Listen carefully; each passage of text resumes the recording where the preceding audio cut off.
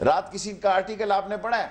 ये बुलाते अपनी इफ्तार पार्टियों में ऐसे लोगों को जो इनके जी हुजूरी हो, जी फलाना जनाब कमाल कर दिया आपने, और जो क्रिटिकल हो, जो सच बोले, जो शीशा दिखाए, उसको कहते हैं मेरा ख्याल है। नहीं, आपने बिल्कुल कहा, आपने कहा कि मैंने जनरल मुशर्रफ से बहुत से फैसले तब्दील किए, लेकिन शेख साहब यहाँ थोड़ी सी कॉन्ट्रडिक्शन है। एक तो आपने कभी इस्तीफा नहीं दिया उनसे कोई चीज़ मनवाने के लिए, दूसरी बात यह कि जब तक तांगा पार्टी थी इमरान खान की आप उनसे दूर थे, अब जबकि आपको लग रहा है वो इक़्तिदार में आ रहे हैं तो आप उनके करीब हो रहे हैं। अगर मैं नवाज शरीफ की साथ जाता ना, अगर नवाज शरीफ के करीब होता, आप मेरी बनाओ खेड़ देती, दिखा दिखा के। एक क्लिप आपको मिला है, एक स्टूडियो से दूसरे स्टूडियो जाता है, दूसरे से। शुक्र है कि खान साहब की मौजूदगी में मेरे एक दोस्त ने उनको दिखा दिया।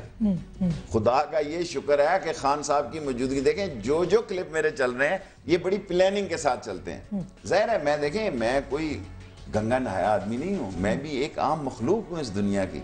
मैं कोई पवित्र किस्म का इंसान नहीं हूँ। मैं 4 दफा इंफॉर्मेशन मिनिस्टर रहा हूँ, मेरी कई कमजोरियां हैं, कई जगह मेरी क्लिपिंग ऐसी मिलेंगी। और सबसे गंदा जॉब जो है, जो इंफॉर्मेशन मिनिस्टर का, उसको जो ऊपर से चिट्ठी सजनों की मिलती है उसको कहना पड़ता है, because he is a spokes person.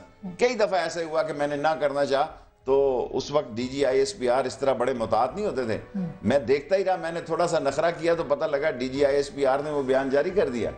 सो आज मसले जो हैं वो इस नहज से सोचने चाहिए कि यार, और मैं इनका मशकूर हूं, मैं इतना अहम नहीं था जितना अहम इन्होंने बता दिया। आज एक आदमी के प्रोग्राम में एक CD चल रही है, खान साहब वाली ना, शाम को वही कहीं और चली जाएगी। ये सारी वो लोग हैं जो कुछ नहीं करते, साजिश करते, जो कुछ नहीं कर सकते। शेख साहब ये तो उनका हक है ना, तनकीद तो कर सकते हैं ना आपके। मैंने ये नहीं कहा कि तनकीद की। अगर नजम सेठी साहब ने कोई बात की या हामिद मीर साहब, देखें जी, नजम सेठी साहब ने 3-4 प्रोग्राम किए हैं, मैं उनका एहतराम करता हूँ, एक बड़े। लेकिन जब वो मुझे कहते हैं मैं एजेंसी का, मैं ऐसे केसेस को जानता हूँ कि नजम सेठी साहब पे इल्जाम था कि वो रॉ के लिए काम करते हैं। गलत था, यकीनन गलत होगा। ये इल्जाम था कि अमेरिकन एजेंट्स हैं और अमेरिका की, यानी लेकिन इल्जाम था। तो अगर वो मुझ पे इल्जाम लगाते हैं तो मुझसे फोन करें, वरना मैं तो जाहिर है कि भाई मेरे तो डिफेंड का कोई तरीका नहीं। आप उठ के दांत निकाल के कहते हैं जनाब अली वो तो आपको पता है जी।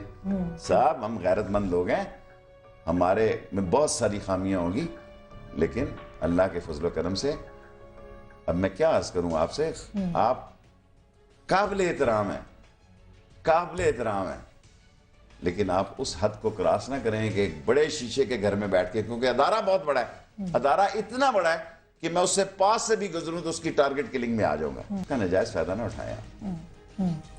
तो सर फिर हिम्मत है पीपल्स पार्टी की जो कि बर्दाश्त कर रहे हैं। मैं भी बर्दाश्त कर रहा हूं, एलाइज बर्दाश्त कर रहे हैं, मैं भी बर्दाश्त रोज कर रहा हूं। तनकीद करते हैं हम, रोज इल्जाम। मूसा गिलानी के केस को हमने देखे, हमने अपनी अदालतें लगाई, इंक्लूडिंग माय सलो, हम सब लोगों ने। आज भी हम बात करते हैं, लेकिन हम बहुत से लोगों को टच नहीं कर सकते। हम अरसलान इफ्तिखार पे वैसे बात नहीं कर सकते जैसे हमने बाकियों के ऊपर किया। करनी चाहिए, क्या है, जेल चला जाएगा बंदा। देखिए मैं मगर फिर उनको सराहना चाहिए ना आपको पीपल्स पार्टी। देखें जी, मैं उस सहाफी को सलाम पेश करूंगा जो अपनी सच्चाई और सच की खातिर। देखें अब इस मुल्क में किसी सहाफी को जेल नहीं भेजा जाता। यहाँ ऐसा वक्त रहा है कि चांदनी चौक के नीचे TB अस्पताल में और दूसरी जगह इस मुल्क में ऐसे अजीम सहाफी मौजूद हैं जिनको टिकटिकी के बांध के कोड़े मारे गए और आगे लाउड स्पीकर लगाया गया। और आज भी वो लोग ज्यादा इज्जत पा गए जो उस वक्त उनके साथ थे, हैं जी, उन कोड़े मारने वालों के साथ थे। देखें ना, हमें तो लोग कहते हैं आपने साथ दिया, भाई दिया क्या करते। देखिए मेरे पास 2 ऑप्शन थे, या जेल जाता या इख्तिदार के साथ मिलकर इलाके की खिदमत करता। मैंने सेकंड ऑप्शन को यूज किया क्योंकि मैं ध्यानदारी से समझता था कि ये टाइम जो है इन्होंने, अब क्या हो रहा है, अब कोई लोग बाहर निकल रहे हैं, अब अपोजिशन सारी टीवी पे आई हुई है ना, सारी टीवी पे आई हुई है अपोजिशन। जो टीवी पे अपोजिशन आई हुई है उससे लोग तोके रखते हैं, ये लाठी डंडे लेके, और लोग GT रोड पे दूसरे लोगों पे खुद निकले हैं। और ये बैठे टीवी पे रीडर हमारे देखते रहे हैं कि यार, और मुमकिन है सारी कौम इलेक्शन आप सब कह रहे हैं कि सितंबर में, ये अक्टूबर में बना देंगे, 2 हफ्ते 4 हफ्तों का है, नवंबर दिसंबर हो जाएगा। मुझे अब भी शक है, इनकी नीयत खराब है, ये गंद करेंगे, इनको पता है। देखें अगर ये बिजली ठीक करेंगे तो गैस खराब हो जाएगी, इस इकोनॉमी में इतना डिजास्टर आ जाएगा अक्टूबर तक कि लोगों के पास भी कोई ऑप्शन। शेख साहब बड़ी इंपॉर्टेंट बात है, और हम ये भी पूछेंगे कि अगर हुकूमत की नीयत ख़राब है तो क्या वो तोसी की बात कर रहे हैं, और क्या यही असम्बलियाँ जरदारी साहब को इलेक्ट करने की बात करेंगी। गो कि हुकूमत की तरफ से इस बात की बड़ी वाज़ेह तरदीद आ चुकी है। एक पोल भी हमने डाला है कि शेख रशीद के तहरीक इंसाफ से इत्तेहाद का फ़ायदा किसको है, शेख रशीद को, इमरान खान को, या दोनों को नहीं। सो अपने इस पोल में आप अपना हिस्सा ज़रूर डालें हमारे फेसबुक पेज पे। फैसला आपका के एक छोटी सी ब्रेक ले रहे हैं। ब्रेक के बाद शेख साहब से बहुत और अहम बातें हैं, हमारे साथ रहेगा।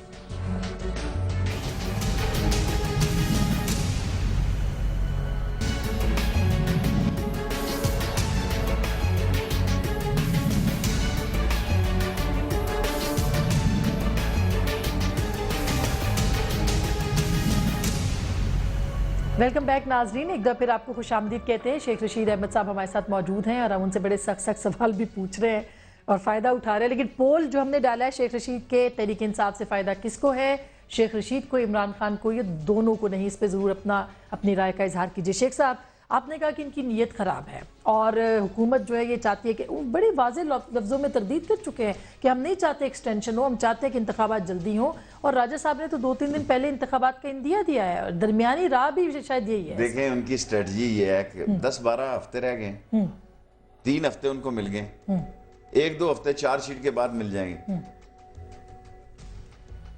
क्या लड़ाई है यार, खुदा के वास्ते लड़ाई ये है कि भेंट चढ़ा दो प्राइम मिनिस्टर को, कहते नहीं हम कुर्बानी, किस बात की कुर्बानी चढ़ रहे हो? कोई प्रेस एंड पब्लिकेशन ऑर्डर के खिलाफ निकल रहे हो, कोई महंगाई के खिलाफ आपने जान लड़ा दी है, कोई हेल्थ के लिए निकले हो, कोई इंटरनेशनल अफेयर पे निकले हो, किसी चीज पे निकले हो, एक चिट्ठी जरा सी उसके अंदर से निकलेगी $60 करोड़। इसके लिए जमहूरियत को स्टेक पे लगाया, इसके लिए जजों को आपने मसरूफ रखा है, इसके लिए अपने कॉन्स्टिट्यूशनल है ना, आईनी है ना, सदर साहब को इस्तिस्ना है, माने या ना माने। 248 का फैसला कर लेना, 48 का फैसला कर वो तो अभी है, पिटीशन तो चली गई है, इसका मतलब उस पे इसका फैसला हो मिल जाएगा। हाँ। मैं समझता हूं कि ये फैसला हो जाएगा, लेकिन जो बात फैसले के करीब तर है, लेकिन कौम में क्या आप लड़ रहे हैं? लेकिन 2 हफ्तों की लड़ाई के लिए लड़ रहे हैं। लेकिन दूसरी तरफ भी तो है ना सर, अना का मसला तो दूसरी तरफ भी बन गया है ना। तो पहली बार अदलिया के ऊपर बातें हो रही हैं, लोग खुले आम ये कह रहे हैं कि अदलिया पार्टी बन रही है, खुदा ना खास। देखिए, अदलिया के खिलाफ बातें करवाई जा रही हैं, माजरत के साथ मैं नहायत जिम्मेदारी से कहता हूँ, मैं इसमें पढ़ना नहीं चाहता कि अदलिया के खिलाफ। अदलिया ने तो 6 ऑप्शन दिए, जिसमें ये इलेक्शन की भी ऑप्शन है। अदलिया ने तो उसको अटार्नी जनरल को कहा कि हमें उम्मीद है कि आप बेहतर हल के साथ कोई आएंगे। अटार्नी जनरल साहब इधर बाहर देखें, ये कैसे हो सकता है कि 17 जजों का फैसला हो गया, ये गलत है, ये जाएगा। और 5 जज बैठ के फैसला करें कि नहीं जनाब अली, ये राजा परवेज अशरफ साहब रहेंगे क्योंकि ये गंगा नहाए हुए हैं। देखें, कुछ शक्ल अकल फेल फिक्र से लगता है कि ये इस मुल्क का प्राइम मिनिस्टर है। लेकिन सर अवामी लोग ऐसे ही होते हैं ना, लगते तो वाजपेयी साहब भी नहीं थे, लेकिन उनको 1 अरब लोगों ने वोट डाला। लोग की मेरा मतलब है यहाँ 18 करोड़ लोगों ने। सर आप भी कल को वजीर आजम बन सकते हैं और आपको अवाम इंतखाब मुंतखब करेगी। देखें, वाजपेयी साहब को आप यहाँ ले आई हैं, क्या इस मुल्क के हाल पे रहम। इनका सारा ये देखें, ये सारा जो क्राउड है, ये अडयाला जेल का क्राउड है। जिस तरह होता है ना, ये एचिसन से पढ़ा है, ये बर्कले से पढ़ा है, ये हार्वर्ड से पढ़ा है, ये फलाना है जी, ये सेसेक्स है जी, एसेक्स है, ये अडयालिस्ट है। ये सारे वो चोर और डाकू हैं जिनकी ट्रेनिंग अडयाला जेल में हुई। सारा मोबाइल फोनों का सिस्टम वहाँ लगा, इन्होंने अपने कॉन्फ्रेंस रूम बनाए। लेकिन अब बड़ा आदमी तो जेल में भी इशरत कदे के तौर पर रहता है। ये गरीब है बेचारा जो जेल में झाड़ू देने और पानी भरने और 2000 बंदों का आटा गूंदने के लिए जाता है गर्मी में। इनके तो खाने टिफिन कैरियर रात फास्ट फूड से आते हैं, दूसरी जगहों से आते हैं, 5 स्टार होटलों से आते हैं। ये वो गरीब है साला जो अपने पसीना भी उसी आटे में होता है जिसको तंदूर में लगा के वो खाता है। सो द थिंग इज कि इस मुल्क के जितने मसाइल हल तलब थे, उन मसाइल में इजाफा किया है। तो सर फिर तो पार्लिमानी हुकूमत और इस निज़ाम को ही लपेट देना चाहिए। फिर तो अब यहाँ समोसे की कीमत भी अदालतें तय कर रही हैं और बाकी कुछ भी अदालतें, तो फिर इसका मतलब है कि पार्लियामेंट को ताले लगा दें, खत्म कर दे सिस्टम को। फिर लोग ये कहेंगे जिस पार्लियामेंट ने आवाम के लिए या आवाम के जज्बात के जो फैसले किए उसको इज्जत नहीं मिली। लोग जो मुझे कहते हैं कि जी मैं नहीं बाहर निकला, आपने भी अभी कहा, क्या इनमें से कोई बाहर निकला है?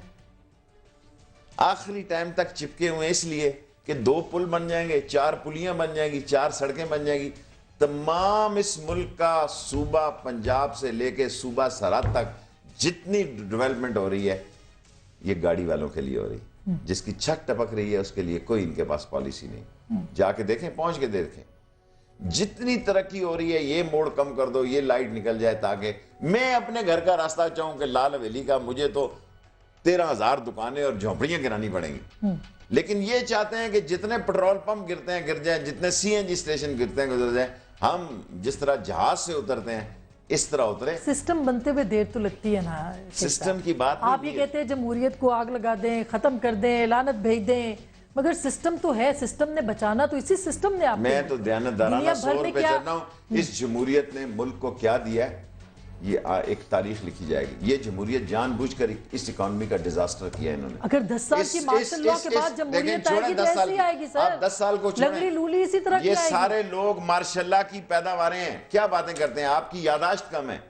एक लीडर बताएं जो मार्शल्लाह के साथ ना रहा हो, एक लीडर। तो जब रहा ही इस मुल्क में मार्शल लॉ है सर, रहा तो नहीं यही होगा। रहा नहीं रहा। पहले हमने इस मार्शल्लाह को कंधा दिया, पहले हमने इस मार्शल्लाह को दूध पिलाया, और जब दूध पिला के उसकी सारी एनर्जी अपनी तरफ ली, जब हम स्ट्रांग हो जाए हमने कहा ये क्या बेचता है। इस मुल्क में मेरा बहुत मशहूर एक जुमला है कि ये सारे मार्शल्लाह की नर्सरी से लगे हुए पौधे हैं, और बाद में ये अपने आप को टार्जन बताते हैं। और इनका देखिए इनके पास क्या मनसूबाबंदी है, मुझे आप बताएं। क्या ये लोड शेडिंग खत्म नहीं हो सकती थी? बिल्कुल खत्म हो सकती है।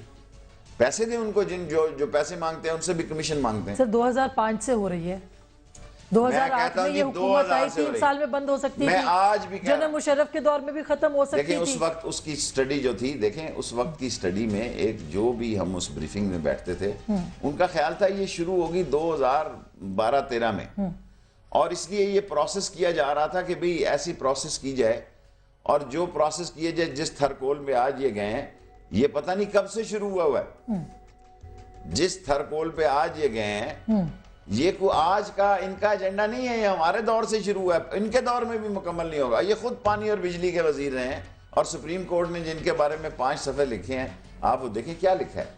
लेकिन सिलेक्शन ऐसी की गई क्योंकि ये सुप्रीम कोर्ट का नापसंदीदा है, इसको प्राइम मिनिस्टर बना दो।